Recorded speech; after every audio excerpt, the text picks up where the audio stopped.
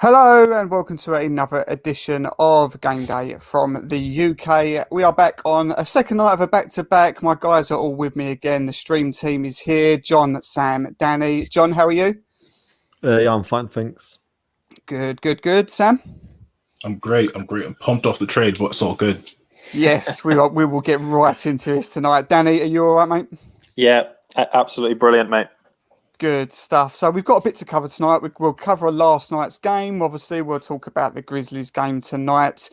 But first of all, we can only start in one place, and that's the breaking news about an hour ago that the Miami Heat have traded for Trevor Ariza from the Oklahoma City Thunder. The best thing about this trade for me, one is it was all about the blue, a new name every day, as we keep saying, and this was a name that wasn't on the forecast anywhere, so it came out the blue. But what we love about this, surely, John, I'll start with you. It's cost nothing, has it? It's Meyers Leonard. Goodbye, Mayers. Sorry, thank you very much, but goodbye. And a second round pick. That's about as low risk, high reward as you could possibly ask for a player like Trevor Ariza. I agree. Yeah, even if he doesn't play or play well or anything, you still didn't lose anything because that second round pick means nothing in 2017, really. Myers would not play a single minute on the court, and Ariza's actually been solid so far, throughout his years recently, and is exactly what we need. Yeah, absolutely. I mean, he is exactly what we need. You're right. He fulfills that need for what we lost with Jay Crowder. Not necessarily saying that he's going to produce what Jay did for us last year, but some 3-and-D, some wing defense. Sam, nothing but positives from this. Surely, as I said, he gives us another wing presence that should then release a bit of minutes for people like Iguodala, etc. Take some rest off their legs.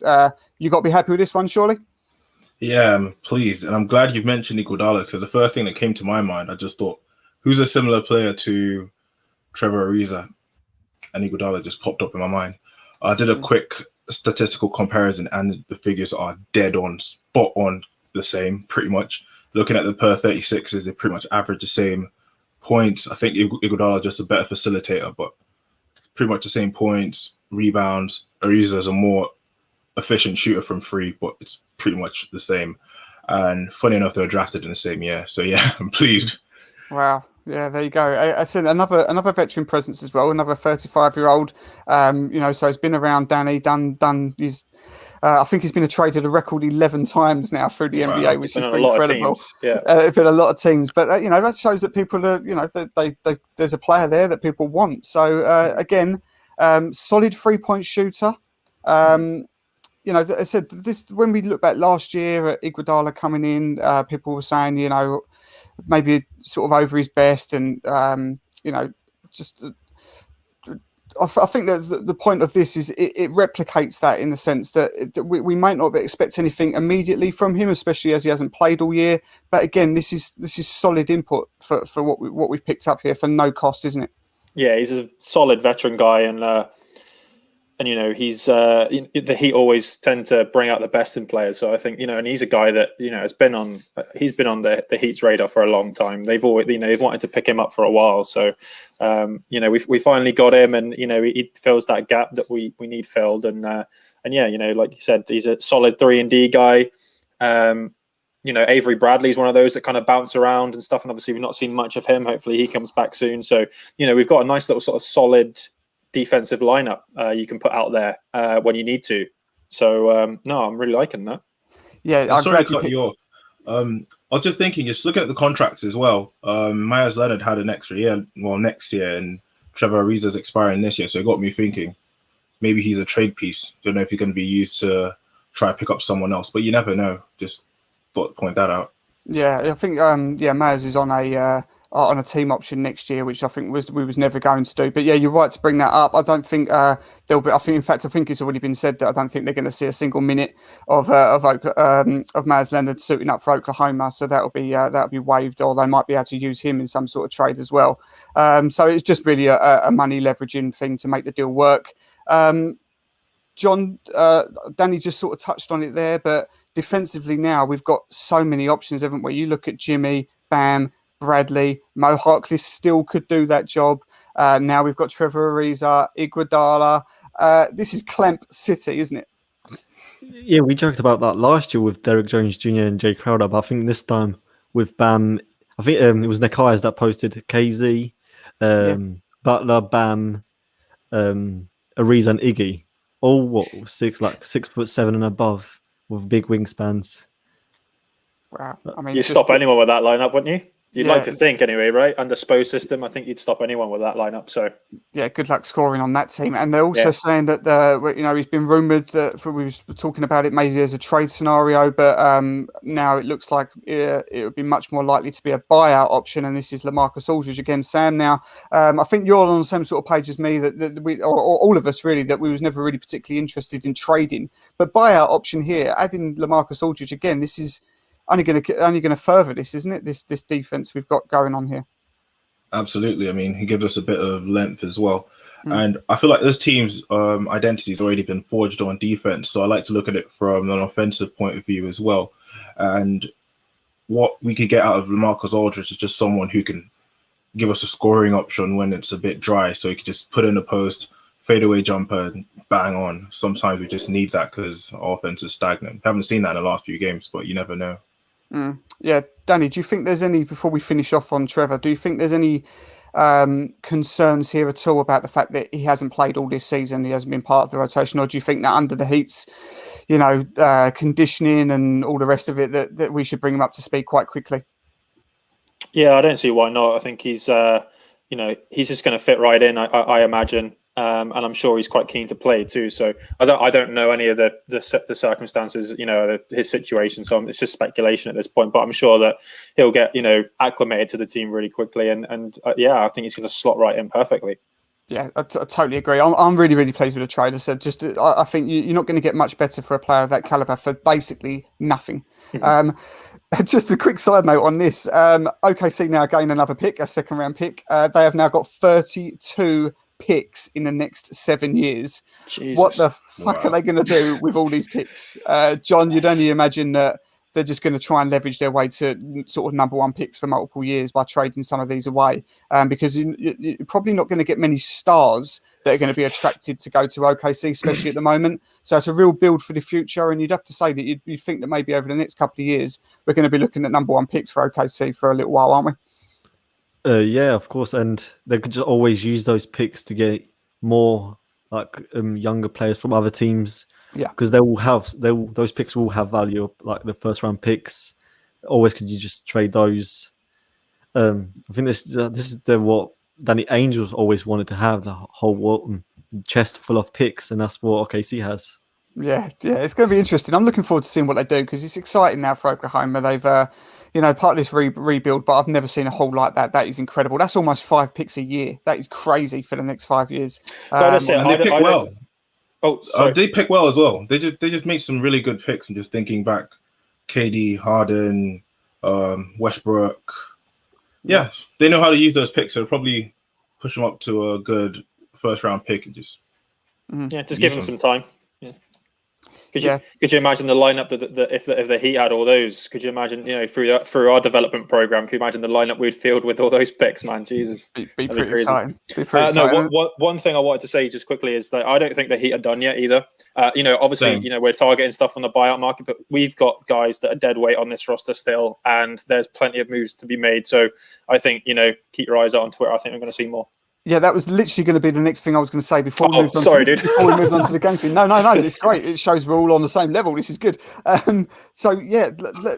Is there any names you've got out there that you think that might be targeted? Because obviously defensively now we're pretty locked in, but offensively, even just through this system, the stats will tell you it's not been particularly pretty. So do you think now that's something that we'll be looking at? Do you think there's something that a move for an Oladipo maybe that could happen? You asking question me? Out there to anybody? Yeah, I wouldn't want Depot. No. I do. I think it was Gianni that said that the salary match would have to be Kelly and or Iggy as well, and I wouldn't want to trade those players for Oladipo because I don't think them three, Kelly, Iggy, Nunn, all those players have more impact than just one Oladipo. I get that. I get Yeah, that. I me just too. done a trades video today. Just woke up today and decided to throw a bit of content together. And I've done a top 10 of who I think the Heat should target, and I gave my own rating for them. I'll give it away now, but I put number one there that I wanted Victor Oladipo for the reason of what I just said there. I know the argument. I get the argument that he's a free agent in the summer and that you could probably pick him up without giving anything up. And that he's always wanted to be in Miami, etc., etc. I don't think it's going to be. I know the cost, according to the people that are in the know, the cost at the moment is quite high, but I don't expect it maybe to be as high as that by trade deadline. I think that there could be something to be done. He's not going to sign with Houston, so why not try and get something for him? And I don't believe it's going to be that much in the end. I think if it took Kelly and maybe KZ or a pick or something like that, I think that could be done. I honestly do. Well, and then, I think that does the money work then? no, I probably think not. Kelly's No, too important to this team to include him in a trade. I feel over the last few weeks he's proved his importance. I get that, but I'm kind of on the side of Dan, where like if you were to somehow wrangle like a cheap trade to Houston, and then you pick up that LaMarcus Aldridge on the buyout or something like that, you're filling the gap at the Kelly spot. It's not an improvement. Kelly's great. We love Kelly, but I love Kelly. Sometimes, if you can upgrade Kendrick Nunn to Victor Oladipo, we're making big moves this year. So, and you've got to capitalize, when you can. And I think this year is just as good as last year. We started off rocky, but I think that we have just as much chance this year now as we did last year. So you got to capitalize when you can, I think. Definitely. Massive nodding in my head in approval there. I agree with it. Right, okay, let's leave trade talk because we're almost halfway through the show and we haven't covered anything yet. Quickly, let's just carry on from last night's game. Just a quick recap. For me, it was a win. It was a very forgettable performance, if I'm being honest. Even though it was last night, I'm struggling to remember anything key that happened. Jimmy Butler again, another good performance. 28 points, 12 rebounds. So Jimmy doing Jimmy things. But a bit of a concern that he's picked up an injury here, Sam. He's travelled tonight, but I'm not sure whether we're going to see him. What would you do in this circumstance? We've already lost Iggy as well. He hasn't travelled. What do you think about playing Jimmy in this game?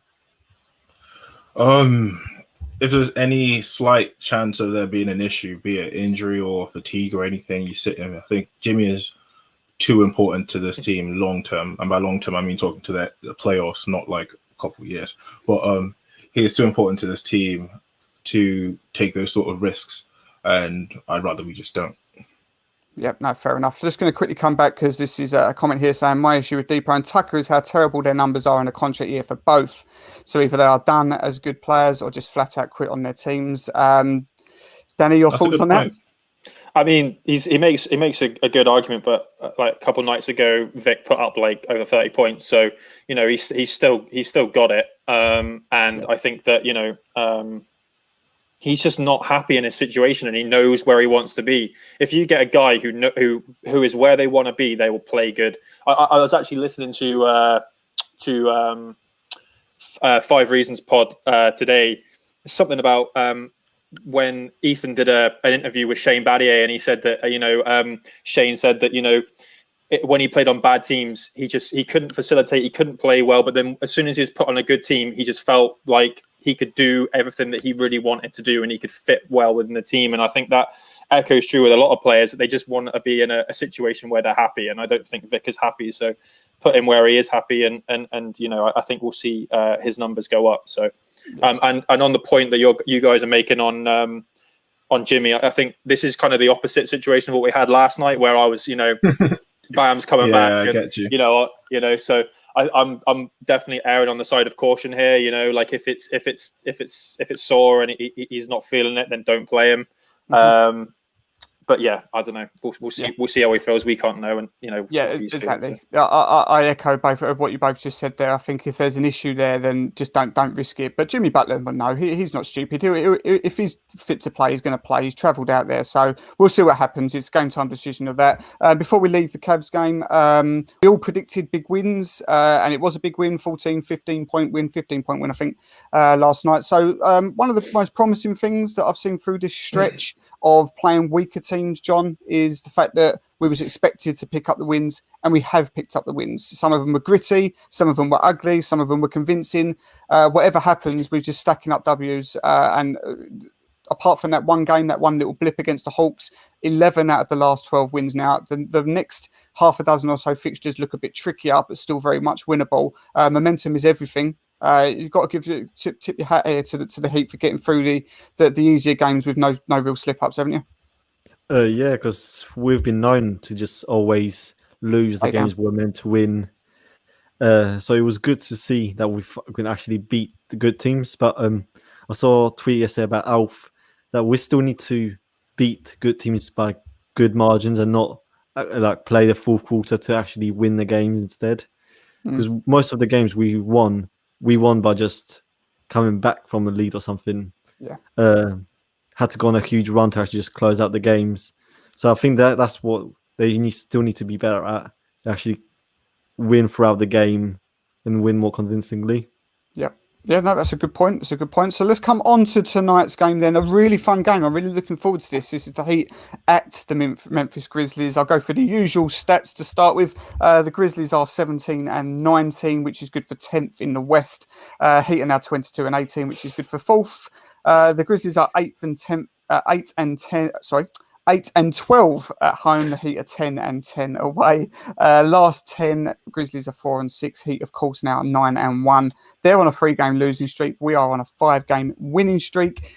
The bookies had this as a close one, but have just edged into for the Grizzlies to win this. They are on a -2 on the spread, mainly I think because they're rested, and we are of course not.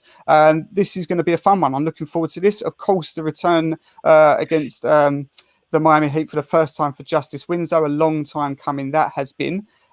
Sam, what are your thoughts, first of all, on Memphis as a whole? They're an exciting team. They're a fun team. They're a young team. They're on a bit of a slide at the moment, and their schedule gets tricky from now on. They've got a couple of games against the Jazz coming up, a couple of games against the Celtics. They're on that cusp of the playoffs. So really they could do with trying to pick up a win or two here, especially on a 3-game losing streak. So do you see them playing hard for this one tonight? Absolutely. I feel like you mentioned, they're within playoff contention, and they're just going to play hard. And it's Justice Winslow's first game against the Heat since he was injured. So I reckon the players will want to play their best to just give him the opportunity to get that W. But yeah, should be a good game. I'm hoping for a good performance from the Heat, but I do have my doubts. Bam looked a bit rusty last night, so hopefully we'll get that out of the way. And obviously we just talked about Jimmy. But I like what I'm seeing from the rest of the players, and hopefully that'll be enough to pull through. Yeah, I think the Jimmy Butler thing is going to be really key for this game because they're a fast team. They're one of the fastest teams. They're a top 10 in terms of pace. The Grizzlies, Heat, obviously, that's not their strong point. What is good that people like Jimmy Butler will bring the pace down, slow it down to his pace, that control the game, try and drive to get to the line, etc., and stop the clock. If he's not playing, that's going to be a lot trickier. They also are number 1 in the league in steals, and they're quick in transition. So, Danny, there's a few ingredients here that sort of concern me a bit. What are your thoughts on Memphis as a whole? Anybody we need to look out for in particular here? Obviously, thinking Ja Morant, but I think as well, Jonas Valanciunas, again, another big body in the paint. They're a decent defensive team. I don't know what their defensive rating is. I think it's quite high at what I checked. I can't remember, but they're a good defensive team. So yeah, it's going to be tricky when you haven't. Well, we don't know if we've got Jimmy, but if we don't have Jimmy, where's the offense going to come from, right? Are you going to get it from Kanon? Are you going to get it from Hero? Is Bam going to be more aggressive? I know he came out really sluggish yesterday.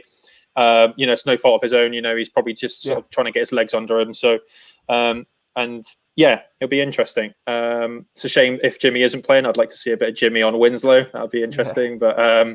But yeah, we'll see how it goes. I think it's going to be a quite a grindy game, I think. Yeah. Good point there about Bam. Now, John, Bam against slow-footed bigs normally this is where he sort of takes advantage here, as he should do. We need to see that. We need to see that aggression there. We need him to take JV to town on this game, don't we? But that might be easier said than done when, as Danny just said there, he looked a bit rusty last night. Obviously, as he said, no fault of his own, really, coming back from a few games out. But that seems like a real key matchup for success tonight. Yeah, if Bam is playing more healthy, then sure. But I don't think he will has like be at full strength still. So I'm not expecting Bam to have like a great game versus him. Um, I'm not expecting him to have a bad game or anything. He will just have to work more for it. Yeah. Also, I don't know how much. I was just going to say I don't know how many minutes he's going to get in tonight's game, because prior to yesterday, Eric Spoelstra mentioned that he was going to put him on some sort of minutes restriction. I think he barely played just over 20 minutes, so probably will see the same today. Yeah, it's going to be. It's a really strange one, because you think, well, there's every chance that we could not have Jimmy. There's a chance that we could still be in minutes restriction with Bam. Avery Bradley's still not quite there. He hasn't travelled. Iguodala hasn't travelled. So it's looking a bit Going to of be a some tricky one. KZ minutes. Yeah, we're going to see KZ minutes. Yeah, we've had a fair bit of KZ minutes, and he's been impressing. Let's just touch on Justice Winslow then, because he sort of split the fan base on during his time here. Some sort of really got behind on the bandwagon. Some sort of never really saw the true potential realised, and I think you can make valid points for both sides of it. Since he's left, there's been one or two little slide digs, especially when our run to the finals last year, and he was saying that no one's going to stop LeBron, etc. So there wasn't too much support there, but on the whole, we wish Justice well, don't we, Sam? Yeah, I mean, you got to sound convincing, Sam. Yeah, we do. You can have your own opinion.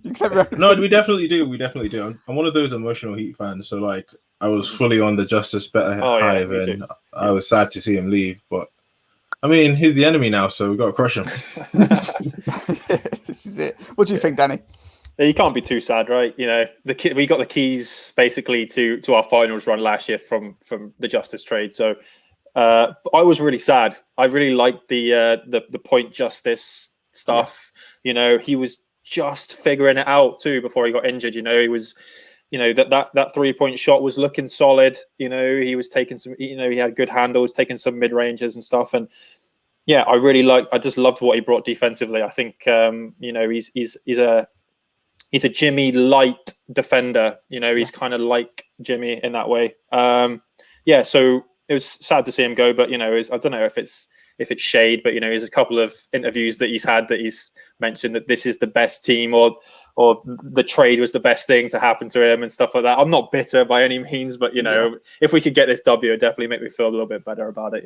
Yeah, this is exactly it, and I totally echo what you just said there, because the potential was always there. We just never really quite saw it. We did see little glimpses, I think, right at the beginning of last season when we had that overtime win against the Bucks, and it was the first time we saw that sort of perimeter defense with Bam, Butler and Justice sort of locking up Giannis, etc. And we ground out and you thought to yourself, wow, if this is a glimpse of what's to come this season, then I'm really excited. And then of course the injury happened. We didn't see much of him quickly into that season. And to be honest, John, you'd have to say that the trade that happened, Miami completely ended up winning that, because as much as you might have thought highly of Justice Winslow, he's only just come back from injury, a full year out. And in the meantime, we ran to the finals. So on the whole, there can't be too many complaints, can there? Yeah, I don't think any Heat fan can be sad about the trade, because Iggy's still on the team, contributing, and everyone wanted Jay to come back, and that was all because of the Winslow trade. And the best skill of a player is to actually be on the court, and like Justice only just came back, so even if we didn't trade him, he would just be another guy on the bench taking a roster spot. Yeah, totally. I mean, after today, we wish him all the best. It's great. Honestly, it is great to see him back. I really do hope he has a successful season from after tonight onwards. And who knows, the Grizz could be in the playoffs, and we can start to see finally some playoff justice. Because when we saw some playoff justice, Winslow for the Heat, that series against the Sixers, that was hype. I love that. So we'll see what happens. But tonight is going to be a really interesting game, a really exciting game. I'm looking forward to it. It's a 1 a.m. tip over here. Let's go round the table to end, as we always do. Sam, let's start with you tonight. What do you think? I'm going to go with a nail-biting win, 4 points, 4-point win. It'll be a very end-to-end game.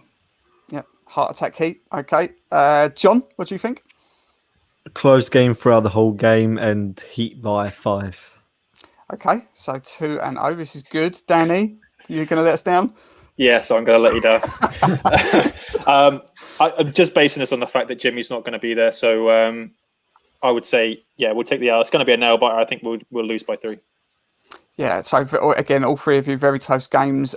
I am more inclined to go with Danny, but I'm going to say no. I'm going to say fuck it. We're on an 11 out of 12 run. A little bit. It's going to be tricky. I'm not going to be upset if we lose this unless we get blown out, because we should never be getting blown out. But yeah, a bit of gut check. I'm going to say Heat by 4. So yeah, a close one all the way through. Yeah. Excellent, guys. Once again, thanks for joining me. Second night of a back-to-back. Appreciate you giving up all your time. We'll be here, remember, for the in-game commentary thread. So follow me along at the Miami Heat UK. Subscribe to the YouTube channel. If you did miss out, just this morning or this afternoon, I put up a top 10 Miami Heat trades before deadline. We've already nailed one of them. Trevor Ariza was in that top 10. It's my own ranking. It's not anything else other than my personal thoughts. Just projecting out there to see what you think. So see if we do any more. See if your guy that you like is in there. Agree, disagree. Just tell me. I won't take it personally. Get involved in the chat. Please subscribe to Miami Heat UK TV. We are almost at 200 subscribers. Until next time, we'll see you soon, guys. Enjoy the game. Let's go Heat.